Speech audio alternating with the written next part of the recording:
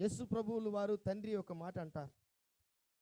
యేసు ప్రభువుల వారైతే ఆ ద్రాక్ష తోటలో ఒక అంజూరపు చెట్టు ఉంది, దానికి 3 సంవత్సరాలు నేను టైము ఇస్తాను, పాదులు త్రవ్వుతాను, నీళ్లు కడతాను, ఇంకొకసారి యజమానుని నేను అడుగుతాను, అది ఫలించి అభివృద్ధి పొందేదానికి ఆ చెట్టుకి నాకు సమయం ఏమైనా అడుగుతాను. అలాగే యెహోవా దేవుడు అంటాడు, నేను ఐగుప్తు దేశము నుంచి ఒక శ్రేష్టమైన ద్రాక్షవల్లిని తెచ్చి సత్తువు గల భూమిలో నేను మిమ్మల్ని నాటితే మీరు కారు ద్రాక్షలు కాయటకు కారణమేమి? ప్రియమైనటువంటి దేవుని బిడ్డలారా, బాగా గమనించండి. యెహోవా దేవుడు అంటున్నాడు, నేను చేసిన పని కంటే ఇంకా ఎవరైనా ఎక్కువగా దీనికి చేయగలరా?